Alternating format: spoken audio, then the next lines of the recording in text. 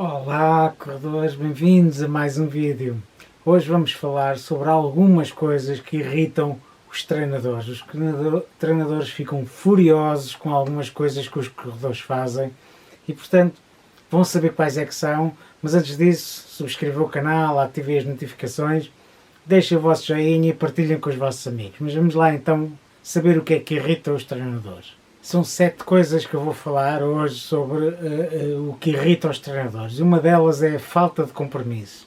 Falta de compromisso irrita o treinador porque normalmente o corredor vai treinar um dia, depois não vai treinar outro, depois não deixa de treinar, não justifica nada, não pede ao treinador para ajustar os treinos depois dessas pausas que fez e depois chegamos ao final da semana, o corredor fez uns treinos onde não fez outros e isso irrita completamente o treinador porque sabe que mesmo faltando poderiam fazer alguns ajustes que fariam com que os treinos fossem mais efetivos. No entanto, não dão justificação nenhuma, não explicam nada e isso é super irritante. Outra coisa que irrita fortemente os treinadores é não respeitarem o descanso.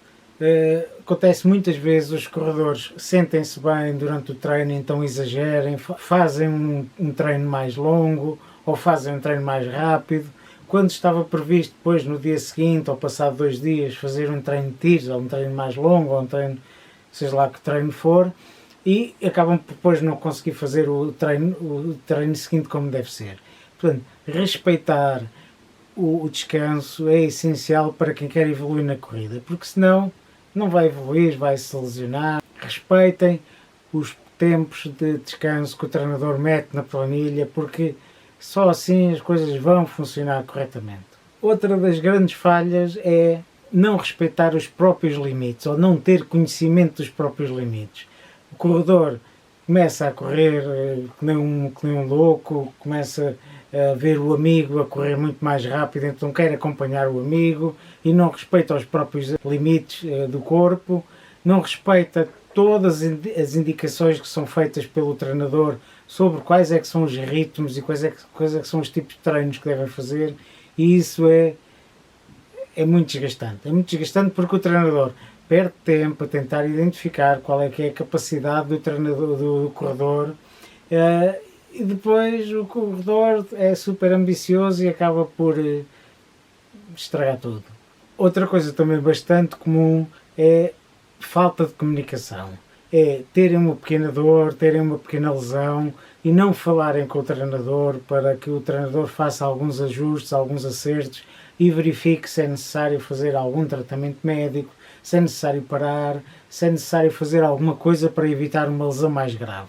Porque se temos algum problema, se temos alguma necessidade, nós temos que falar com o treinador para sabermos como devemos ajustar, sabermos como devemos corrigir essa situação. Porque o treinador, provavelmente, até pela experiência que tem, por outros corredores que já treinou, já consegue saber mais ou menos o tipo de problema que é, qual é a gravidade e como fazer para resolver essa situação. Este problema que vou falar agora é muito frequente em corredores iniciantes, que é ter expectativas irrealistas.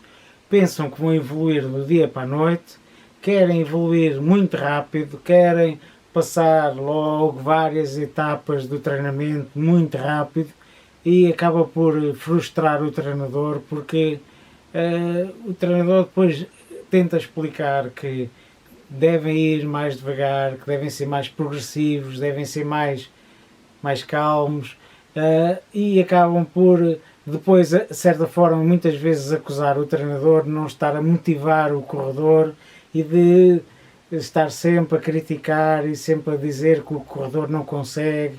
No entanto, o treinador apenas pretende que as coisas sejam mais graduais, para serem mais consolidadas, até porque nós sabemos que a evolução não vai ocorrer assim tão rápido e, portanto, ter expectativas muito irrealistas só vai dar origem a frustrações, a problemas, a um desgaste muito grande, porque depois, como não conseguem, acabam por pensar que não consegue, que há um problema com o próprio programa de treinos, e acabam por depois também criticar o plano de treinos do treinador, e depois isto cria ali uma bola de neve que depois não vai resolver nada e só cria problemas.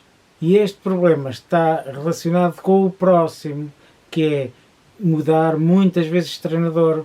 Muitas vezes nós queremos evoluir muito rápido, e acabamos por não conseguir evoluir com aquela velocidade com que nós pretendíamos.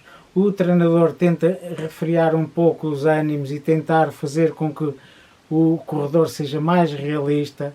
No entanto, aquela ambição, aquela coisa de querer evoluir muito rápido, vai fazer com que estejam muito frustrados e então estão sempre a mudar de treinador.